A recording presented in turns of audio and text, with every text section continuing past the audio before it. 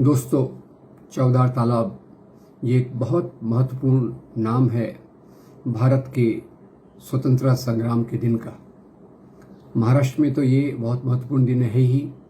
ये दिन उन सब लोगों के लिए महत्वपूर्ण है जो समाज में समता का सपना देखते हैं। ये उनके लिए भी बहुत महत्वपूर्ण है जो लोकतांत्रिक अधिकारों को महत्व देते हैं और जिन्होंने बाबा साहब के रास्ते पर चलकर आगे आज़ादी के आंदोलन में भारतीय राष्ट्रीयता में समता के सिद्धांतों को बहुत गहरे रूप से स्थापित किया। जैसे आप जानते होंगे, 1923 में बॉम्बे लेजिस्लेटिव काउंसिल ने एक कानून पास किया कि अब अछूत दलित भी सार्वजनिक कुओं पर पानी पी सकते हैं। इसके पहले जैसे आप जानते हैं कि दलितों को, अछूतों को सार्वजनिक कुओं पर जाकर पानी पीने का अधिकार नहीं था। तो इसके बाद महाड़ में जो चौदार तालाब जहाँ है, महाड़ में भी ये कानून पास हुआ कि ये सार्वजनिक पानी पीने के स्थल ये अछूतों के लिए भी खोले जाएंगे। और इसी के चलते बाबा साहब ने एक बहुत बड़े आंदोलन का नेतृत्व किया जिसे महाड़ आंदोलन कहते हैं। एक कॉन्फ्रेंस हुई और ये सत्याग्रह किया गया।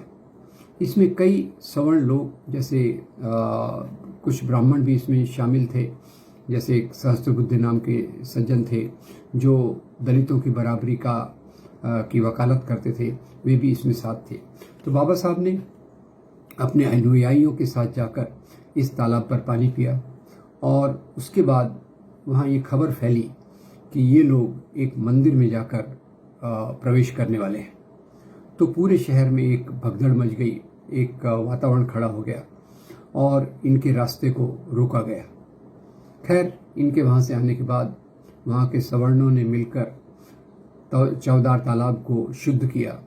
और शुद्धिकरण, जैसे आप जानते हैं, गौमूत्र, गाय का गोबर, ये इसमें मिलाया गया, मंत्रोच्चार किए गए, ब्राह्मणों ने मंत्रोच्चार किए और बाद में ये पानी को पवित्र घोषित कर दिया गया।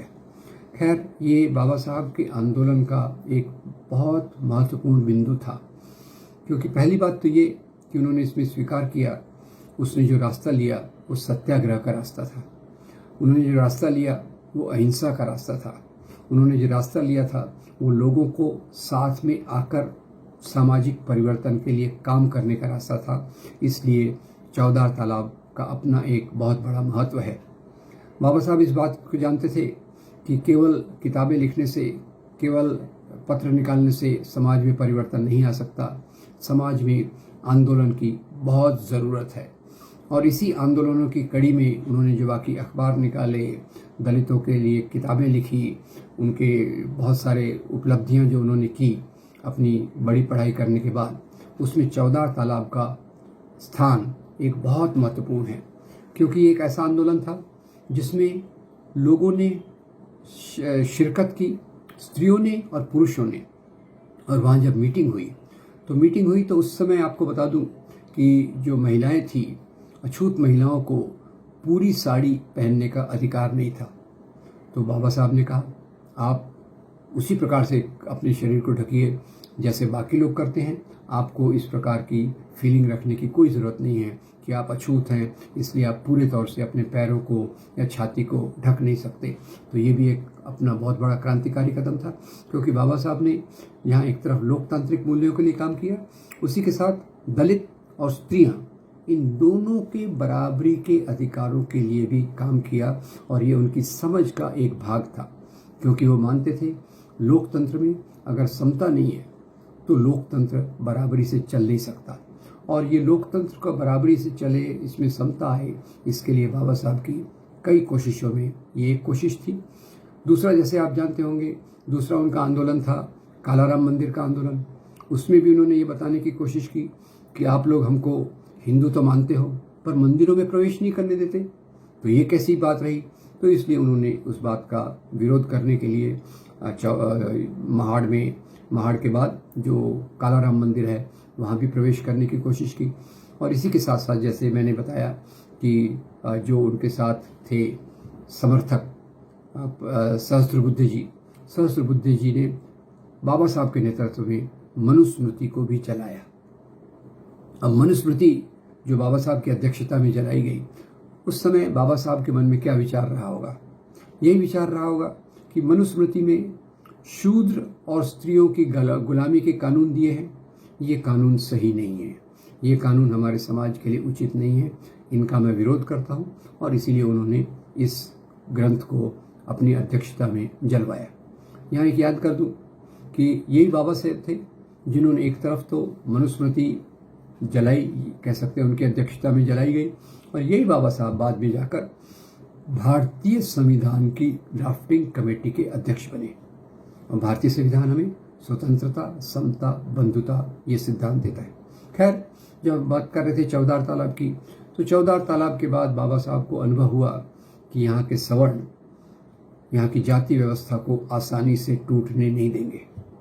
तो शुरू में उनकी कोशिश थी कि हिंदू समाज के अंदर अपनी जगह बना ली जाए, पर ये जब उन्होंने कालाराम मंदिर और ये दोनों चीज़ें करके देखी, उसके अनुभव से वो इस निष्कर्ष पर पहुंचे कि जो हिंदू धर्म है अभी ये ब्राह्मणवाद की गिरफ्त में है, ये ब्राह्मणवाद की जकड़ में है। Brahminism is controlling Hinduism. तो इसलिए उन्होंने लिखा भी सही कि हिंदुइज्म इज ब्राह्मणिक थियोलॉजी, और उसके साथ उन्होंने ये भी बयान दिया कि मैं हिंदू धर्म में जन्मा हूँ, वो मेरे हाथ में नहीं था, पर मैं इस धर्म में मरूंगा नहीं।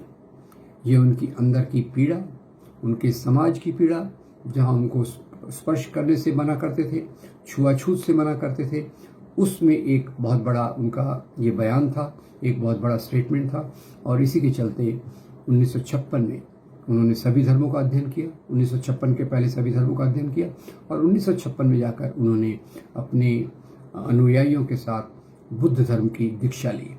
और बुद्ध धर्म की दीक्षा लेते समय उन्होंने जो 22 प्रतिज्ञाएं की, वो समाज के लिए बहुत महत्वपूर्ण है। मुझे दुख इस बात का होता है कि आज बाबा साहब की मूर्तियों को फूल माला चढ़ाने वाले बहुत लोग मिलते हैं, पर ऐसे बहुत कम लोग मिलते हैं जो उनकी उन 22 प्रतिज्ञाओं को याद करते हैं। ये 22 प्रतिज्ञाएं हिंदू कर्मकांड से दूर हैं। ये जो हिंदू देवी देवताओं के बहुत अलग स्वरूप हैं, उनको नहीं मानती, और जो मुख्य रूप से ब्राह्मणवादी मूल्य जिनके कारण समाज में ऊंच नीच है, उसका पूरा विरोध करती हैं। ये भी कहती हैं कि मैं ब्रह्मा विष्णु महेश को भगवान नहीं मानूंगा, वगैरह वगैरह। तो ये सब हमारे अध्ययन की चीज़ें हैं। और आज के माहौल में बाबा साहब को केवल जो दक्षिणपंथी ताकतें हैं, जो सांप्रदायिक ताकतें हैं, बाबा साहब का नाम तो लेती हैं, बाबा साहब के बारे में बोलती तो हैं, उनकी मूर्ति पर फूल माला भी चढ़ाती हैं, पर उनकी जो राजनीति है वो बाबा साहब के सिद्धांतों के पूरे उलट है। वो उन ग्रंथों की तारीफ करती हैं जिसमें जाति व्यवस्था है, जिसमें वर्ण व्यवस्था है। वो उस समय को स्वर्णिम युग मानते हैं, उस प्राचीन युग को स्वर्णिम युग मानते हैं, जिसमें स्त्री और दलितों दोनों की हालत बहुत खराब थी। उनको जो समाज में जिस प्रकार से रखा जाता था वो बहुत खराब था। तो खैर, आज एक चुनौतीपूर्ण समय है।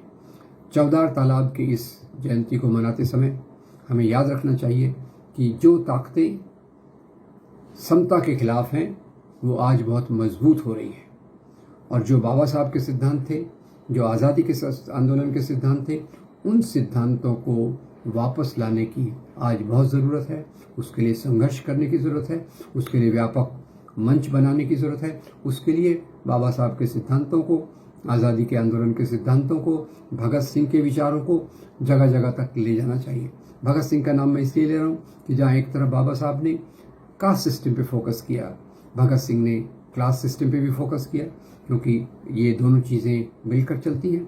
और ये दोनों महान व्यक्तियों ने भारत की आज़ादी में या भारत के राष्ट्र बनने की प्रक्रिया में बहुत सारे मूल्यों का योगदान दिया, जिन मूल्यों के आधार पे हम आगे जाना चाहिए, जिन मूल्यों के आधार पे हमें आगे जाना चाहिए, और जिन मूल्यों के आधार पर ही हम समाज में विकास कर सकते हैं। समता, स्वतंत्रता, बंधुता और न्याय, इन मूल्यों को समाज में प्रस्थापित कर सकते हैं। Thank you.